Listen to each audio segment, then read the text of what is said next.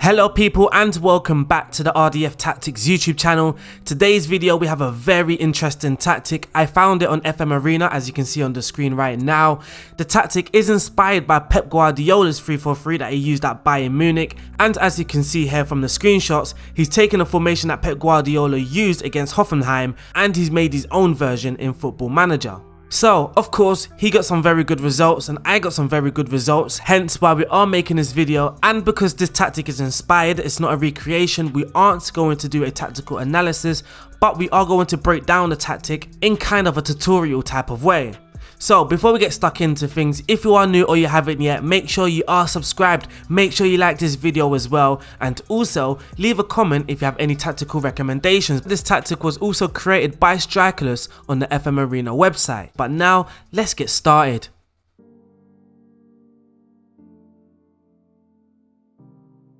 And during my test as well, I did test it with two teams. AFC Bournemouth in the Championship, they are predicted to finish 5th by the media. That is kind of strange for me anyway. And also Sevilla, I think they are predicted as well around 5th or 4th in La Liga. So here's the tactic in Football Manager. So what we are going to do, we are going to break down the team instructions, the player roles and instructions, and also we are going to check the results from Bournemouth and Sevilla. For the team mentality, the mentality is set to positive. This mentality is best employed for matches in which you believe you are the stronger team. So you are going to be wary of the opposition's counter-attacks. Your fullbacks are going to push up if you are using them, but they are going to push up only if they find a chance to do so. And of course, your team are going to look to mainly retain the possession rather than look to break down the team instantly. So there is going to be kind of a high tempo, but nothing too high, nothing too attacking or direct. In possession, when you are in possession of the ball, the attacking width is going to be set to fairly wide, nothing too wide, nothing too narrow. We aren't going to be channeling our play through the central areas, neither are we going to be channeling our play in the wider zones. Of course, the more narrow you go with the attacking width, the more closer together your players are going to be, and the more wider you go with your attacking width, the further your players are going to be. So naturally, if your players are further away from each other, then the ball is going to be covering a longer distance, and also if your players are out wide, the ball is going to be mainly used out in the wider areas. For the approach play, we are going to be playing out from the defense, so your defenders aren't going to clear the ball. Instead, your team are going to drop a little bit deeper in order to receive the ball, therefore you can play out from the defense. The passing directness is set to standard, so it's set with the mentality, which is kind of possession based. You are going to look to control the ball, but the tempo is on extremely high. So your players aren't going to take much time with the ball once they do receive the ball. Once they collect the ball, they are going to be looking to offload it again and try and get the ball into the more advanced areas in a more urgent fashion. In the final third, your team are going to be sending in low crosses. We aren't going to be crossing it in the air, of course, and we are going to be working the ball into the box. When your players have the ball around the box, they aren't going to be looking for a direct option straight away. So if your wingers are on the flank, he might think twice before crossing it. Also, if your attackers have the ball around the box, they may think twice before shooting. It doesn't mean it's going to restrict every little bit of crossing or shooting. It just makes your players think twice. Of course, if there's a better option to work the ball into the box, that is what they are most likely going to try and do. Now for the transition, when the possession has been lost, your team will counter press to try and win the ball back as soon as possible, and when the possession has been won, your team will then go on a counter attack. As you can see on these little diagrams here, when your possession has been lost, mainly it's going to be your defensive midfielders, your wingers and your attacking players looking to close the ball down immediately. Your three defenders may not do so. And when the possession has been won, as you can see here as well, your wingers, attacking players are the ones that are mainly going to be looking to make that counter movement rather than the whole team. So your two sitting players may look to drop deep, but in this tactic we are using Roman playmakers, so they aren't really going to stay deep, they may get forward as well. But when the possession has been won, mainly these attacking players here are the ones going to be making that counter movement. When the goalkeeper is in possession as well, he is going to roll it out. Again, encouraging your team to play out from the defense rather than be more direct with the ball.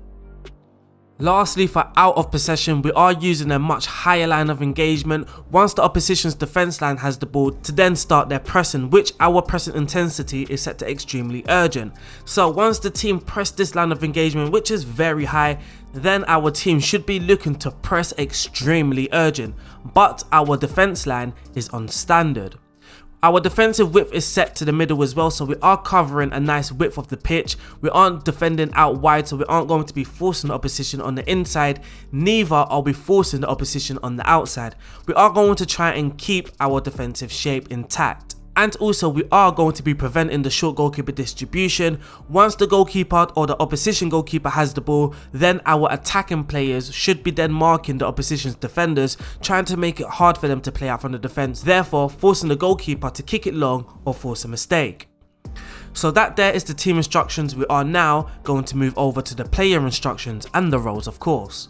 So in goal we do have a sweeper keeper. With the sweeper keeper on the support duty, he's going to look to stay around the penalty box and look to play counter-attacking passes, but also he can be an option for the defenders to pass it back when we are playing out from the defence. Our 3-man in defence, the 2 wider ones, are ball playing defenders but undercover duty. So they will drop a little deeper and sweep up the through balls as well. They are instructed to dribble more, so they are going to bring the ball out and look for better passing options or angles. They are going to shoot less often, stay wider as well when we are in possession, and also tackle harder. The central defender in the middle is also a ball playing defender, but he is going to be a stopper. So rather than covering and dropping deeper, he's actually going to push forward and try and close down the opposition.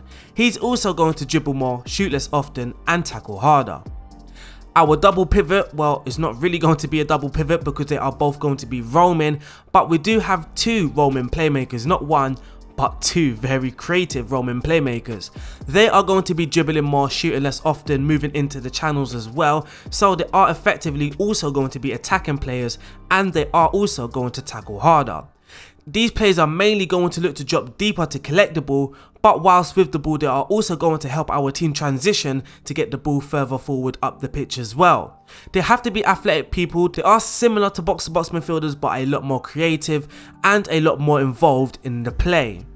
On the flanks we have 2 defensive wingers, which is a very good role in Football Manager. They will aim to press the opposition fullbacks and win the ball higher up the pitch. They aren't really defensive players. Their main job is to win the ball, which is a defensive thing, but it also helps your team to attack and get your team on the ball. And also when they are on the ball, they will look to dribble more, run wide of the ball and cross the ball, trying to create as well. Their added instruction is to take more risk, cross from the byline when they do get the ball, and also shoot less often. In attacking midfield we have 2 shadow strikers. They are similar to defensive wingers in the sense that they are aggressive with their movements, but a shadow striker will operate as one of the team's main goal scoring threats. Their added instruction is to shoot less often and tackle harder, but they work very well with a false 9. So they will look to get further forward and move into the channels, whilst your false 9 will look to drop into midfield, creating space for your shadow striker to then exploit, and therefore he could be through on goal and create a very good chance for your team. And then of course lastly up top we do have the false 9, very complimentary for the shadow striker. He's going to be shooting less and tackling harder as well. A false 9 of course is a player that is going to look to drop deep into midfield and create space for attacking midfielders to then exploit, or wingers, especially if you're using inverted wingers or inside forwards. So that there is the tactic explained. It's wrapped up. We are now going to check the results from Bournemouth and Sevilla in the La Liga. Got some very good results, so now let's check.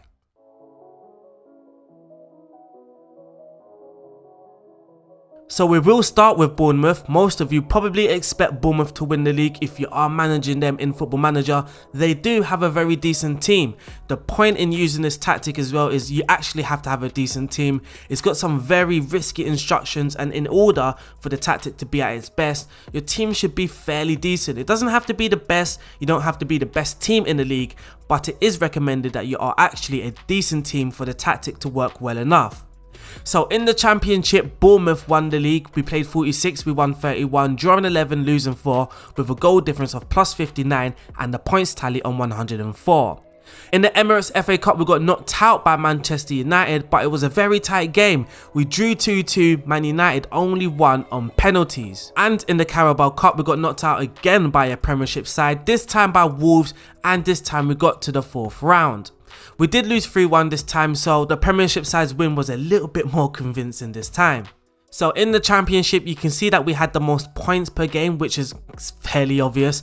We also scored the most goals. We scored 100 goals in the championship. We had the most shots for, we had the fewest shots against. For the best pass completion, we came 5th with 87%, and for the most possession, we came in 3rd with 57. For the most tackles won, we aren't in the top 8. For the most dribbles made, we come in 3rd with 192. For the most clean sheets, we come in 4th with 20, and for the fewest conceded, we come in 4th again with 41. So defensively, we wasn't too bad, but attacking wise, we were very, very good. For the top goal scorers, we have Shane Long in 3rd place with 20, David Brooks with 17, he was a shadow striker. Also Rodrigo Riquelme, he scored 15 and he was also a shadow striker. For the most assists, we have Junior Stanislas, who was our defensive winger as well, but I'm guessing he was also a set piece taker. For the most shots, nobody there. For the most man of the match awards, we have Junior Stanislas. For the most key passes, we have Junior Stanislas again with 201. For the best pass completion, we have a few players there in the top 8. For the most tackles won, nobody there. Most dribbles made, we have this person that I can't even pronounce his name. I'm not even going to attempt. Most clean sheets, Asmir Begovic is there with 20. So for the attacking efficiency, you can see that we were aggressive and clinical. We managed more shots per match than average. Also, we were more clinical than a lot of teams in our league as well. When it comes to defending, our defensive efficiency, we were quiet, but we weren't impenetrable. We was actually quite leaky. I'm guessing the opponents found some space down the flanks.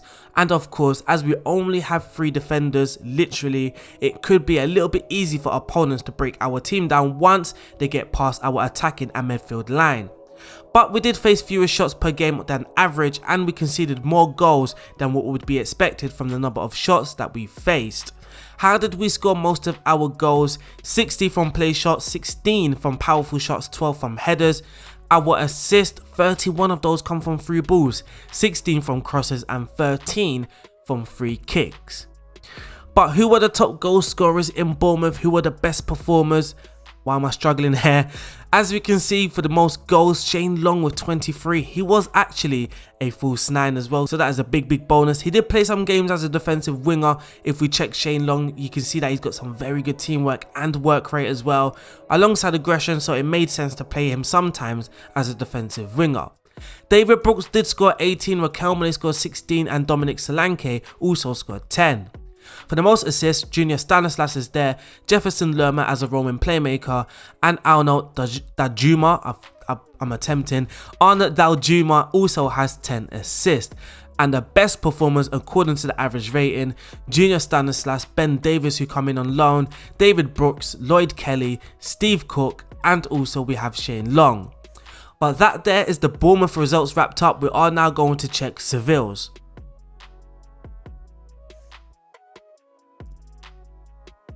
So here we have the Seville results, and as you can see in the La Liga, Seville finished 2nd with 93 points, 4 away from winning the title. So we played 38, we won 29, we drew 6 and lost 3. We scored 93 goals, which I can see is the most in the league, and we only conceded 21. So as you can see here, we did score the most in the league with 93 goals. We had the most shots for, but not the fewest shots against. We came in 2nd this time. For the best pass completion, we come in 6th with 89%, but with the average possession, we come in 3rd again. For the most tackles won, we aren't in the top 8. For the most dribbles made, we come in 2nd with 113, and for the most clean sheets, we come in 2nd with the 2nd fewest conceded as well. For the player stats, for the top goal scorers, you can see that Alejandro Gomez with 15 goals, he's there. For the most assists, we have Marcos Acuna with 21 and Ivan Rakitic with 18.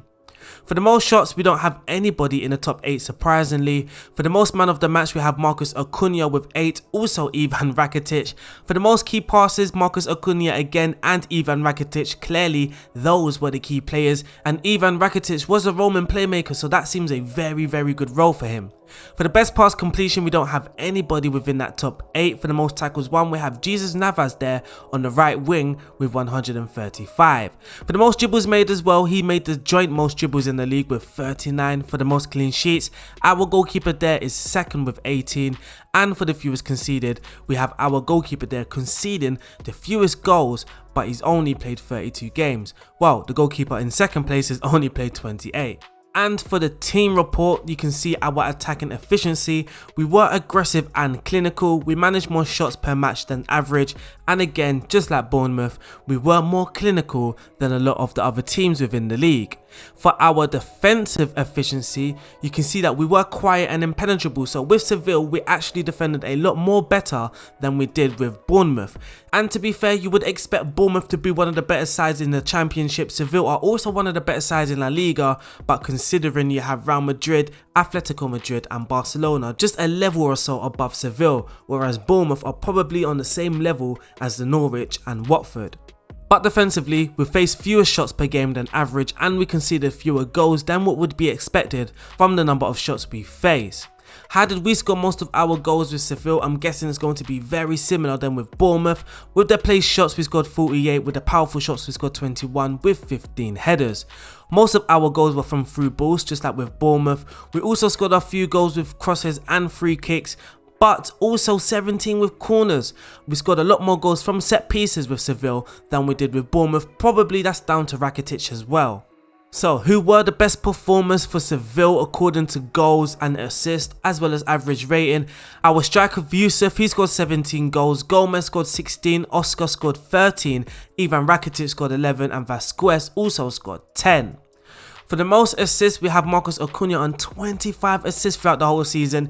Ivan Rakitic has 23, absolutely ridiculous numbers for assists as well. Those two were the top assists in Sevilla by far. Literally by far, as the next player is down on 7. So we went from 23 to 7. Marcos Acuna, he's got an average rating of 7.41. Ivan Rakitic was one of the best performers. All three of our centre backs as well, they performed extremely well for Sevilla. Oscar played very well, so did Sergio Gomez when he did play, and also Alejandro Gomez. But unfortunately, that wraps up this video. This tactic was created by Strikerless over on FM21, so make sure you download it. If you do enjoy this type of content, if you want more Football Manager tactics, then make sure you like this video, make sure you subscribe and also leave a comment if you have any recommendations. I will see you guys soon or speak to you guys soon. Stay safe and peace out.